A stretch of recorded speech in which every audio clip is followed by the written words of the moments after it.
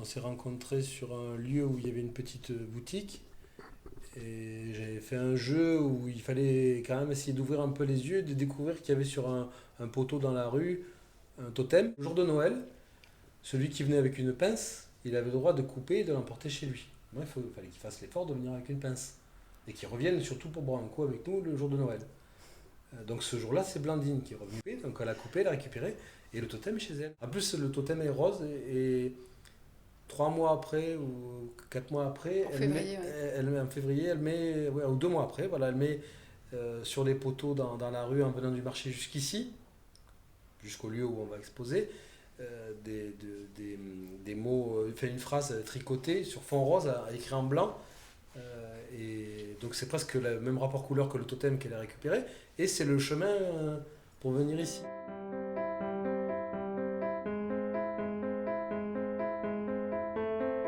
Le lierre, le voilà. Le lierre qui en 6 mois a produit, je sais pas, 1500, 2000 petites pièces de capla qui sont des jeux de construction pour enfants. Donc des petites barrettes de bois de 10 centimètres sur 2, plus d'autres choses, mais voilà pourquoi le lierre. Et moi la tortue, donc, qui dans les mêmes 6 mois ait produit 6 œuvres. Voilà.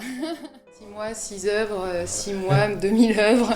Voilà, comme ça pose un peu le cadre. Et puis je me suis rendu compte qu'en fait mes broderies c'était aussi des petits rectangles collés les uns aux autres. Donc finalement, malgré des apparences tout à fait différentes, on a quand même poussé dans le même terreau.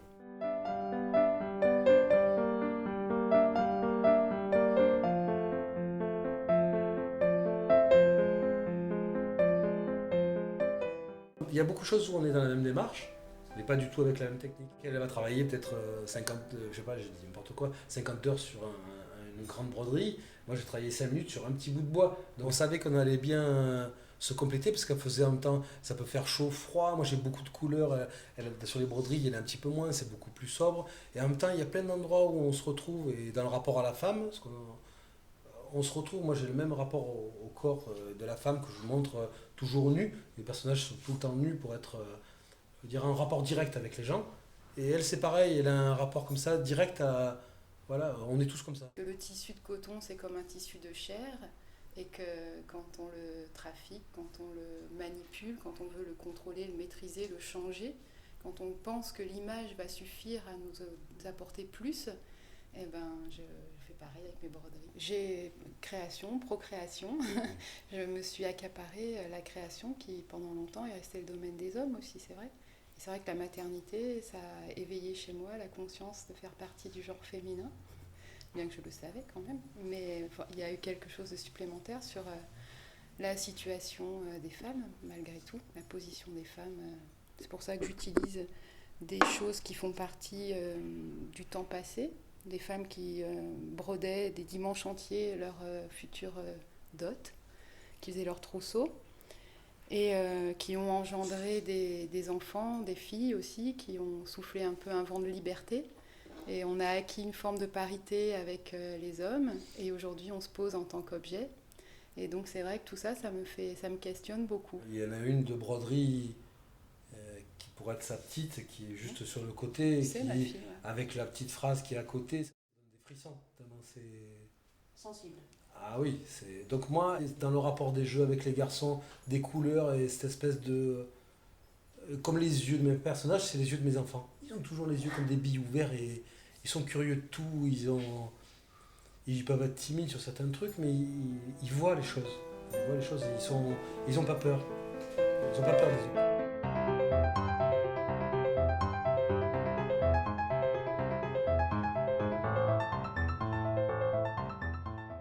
Un travail qui a été créé pour cet événement. En partie. Ça a été fait dans l'idée de lutter contre le lierre, quoi. Hein. Et aussi dans Non, l'idée je rigole. de rentrer et d'investir le lieu. J'ai même dessiné sur la porte.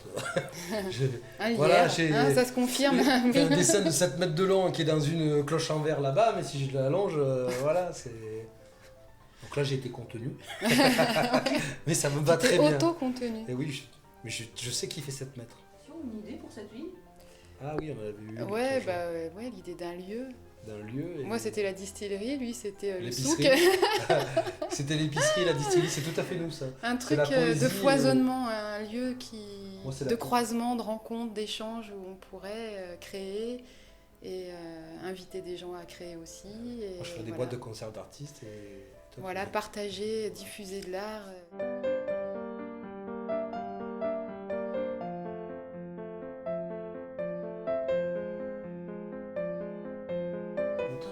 Nos anagrammes, partons libre, c'est mon nom de famille. Trapon, c'est mon nom de famille. Libre, c'est mon nom de famille. Trapon, partons, et Braille, libre.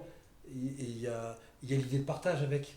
C'est ouvrir les yeux, partons libre. Et laissez-vous aller.